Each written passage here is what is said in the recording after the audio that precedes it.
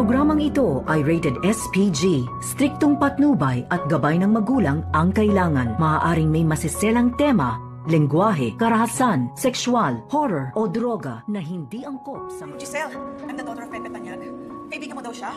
I don't think we've met. What's your name? Narito na nga ang ating mga karagdagan na abangan sa abot kamay na pangarap.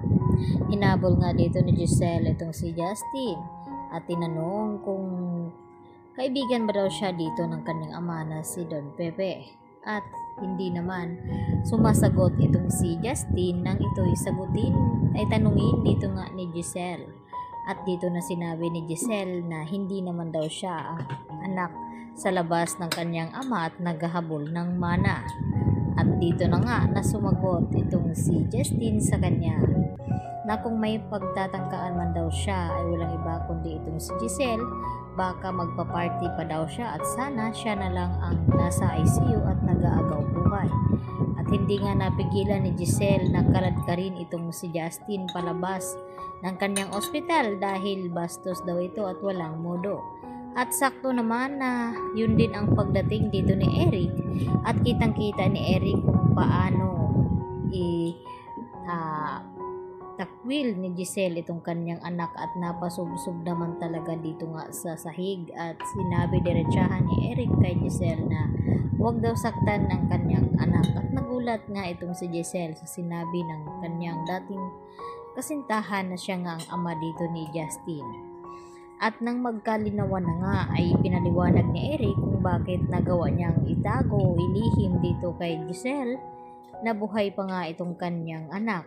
Dahil noon, nung ito ipinanganak ni Giselle ay nagawa nga niya nga ito ipaampon at pinamigay dahil sa takot na baka malaman ng kanyang ama na si Don Pepe at itakwil siya nito at hindi pamamanahan. At dahil dito humingi ng tawad itong si Giselle dito kay Justin na kung bakit niya nagawa ang mga iyon. At dito naman din na sinumpatan ni Justin itong si Giselle na kung bakit nagawa daw siyang ipaampon at ipinamigay at hindi na binalikan. At nagpaliwanag itong si Giselle na binilikan niya nga itong kanyang anak at ang sabi sa kumuha sa kanya na wala na nga daw ito. At dito naman na umiyak ng husto itong si Giselle sa harap mismo ni Justin. At sakto na dumating naman itong si RJ at narinig lahat-lahat ang mga sinasabi dito ni Justin tungkol sa kanyang ina na si Giselle. At dito na hindi napigilan ni RJ na sabihin dito kay Justin na sana na mapatawad itong kanyang ina dahil hindi nga kagustuhan ni Giselle noon na ipaampon ito at ipamigay.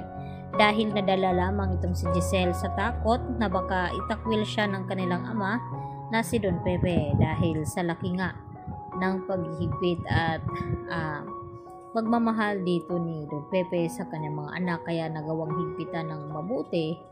At dito na nga na ito pala si Don Pepe ang nagtago ng sekreto noon at yun na ang ipinaliwanag sa panaginip ni Giselle na malapit na nga daw niyang makakasama ang kanyang anak.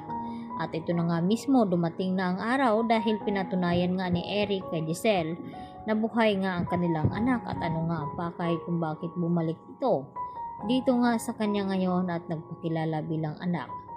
At dito rin na gustong magplano dito ni Eric, gusto nilang makakuha ng posisyon dito sa ospital ng kanyang ina ni Justin na si Giselle at makaupo sa trono. At ito naman ang gagawin na tama ni Giselle na ipamana muna dito kay Justin bilang CEO o co-owner ng Apex Hospital pang samantala dahil hindi pa nga nakakabalik itong memorya ni RJ at hindi pa gumaling ang kanilang ama na si Don Pepe. Yan po ang ating aabangan mamaya sa abot kamay na.